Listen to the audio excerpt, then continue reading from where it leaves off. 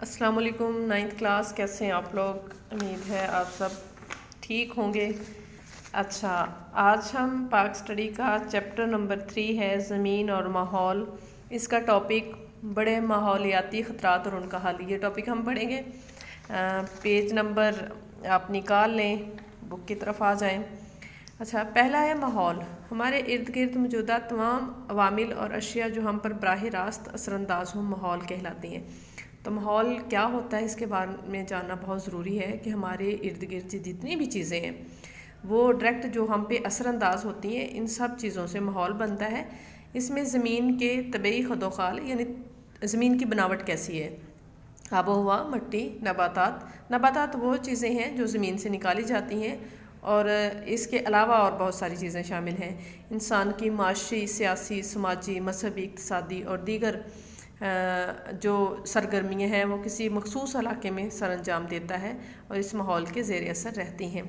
انسان کی جو معاشی ہے، معاشی سے مراد جو معاشیت ہے، اور سیاسی آپ کو پتہ ہے پولیٹکس، سیاست کو سیاست کہتے ہیں، اور سیاسی سماجی سے بات ہو رہی ہے۔ سماجی ہمارا جو معاشرہ ہے اور انسان پہ کس طرح سے انداز ہوتا ہے، اور مذہبی ہمارا جو مذہب ہے وہ ہمارے ماحول پہ کس طرح اثر انداز ہوتا ہے، اور باقی جو ہماری ترقی ہے وہ کس طرح سے ہمارے ماحول کو ڈیولپ کرتی ہے۔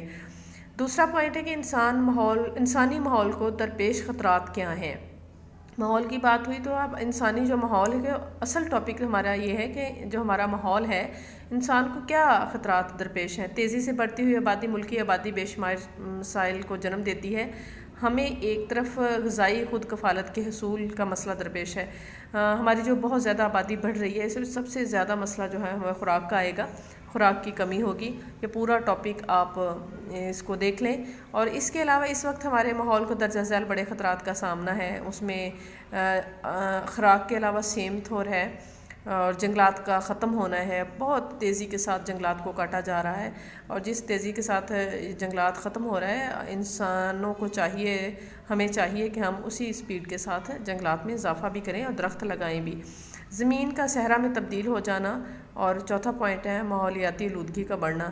جب درخت ختم ہوتے ہیں تو پھر ماحول کی جو آلودگی ہے وہ بڑھنا شروع ہو جاتی ہے۔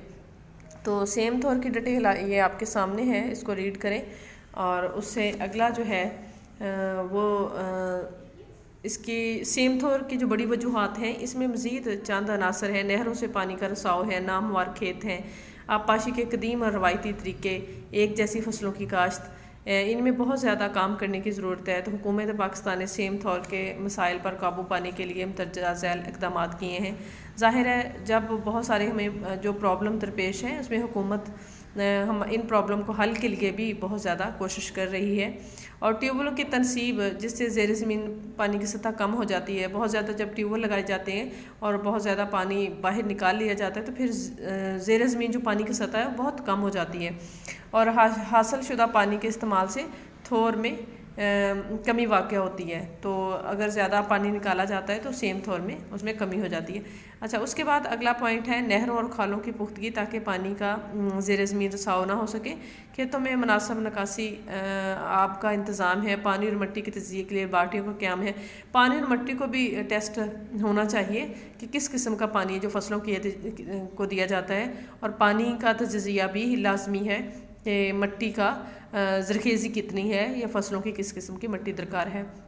اور نمبر 5 پہ ہے کاشتکاروں کی تربیت و مشاورت۔ کاشتکاروں کو آگاہی کے لیے کہ فصلوں کی بہتری کے لیے کون سے بیج صحیح ہیں، یا ان کی حفاظت کے لیے کون سی دوائیاں یوز کرنی ہیں، تو یہ ان کے لیے تربیت بہت ضروری ہے، اور ان کے مشوروں کے لیے بھی کمیٹیاں بنائی جانی چاہیے۔ اور دوسرے نمبر پہ جنگلات کا ختم ہونا، یہ تو ڈیٹیل تھی آپ کو پہلے پوائنٹ کی۔ دوسرا پوائنٹ آپ کا ہے جنگلات کا ختم ہونا۔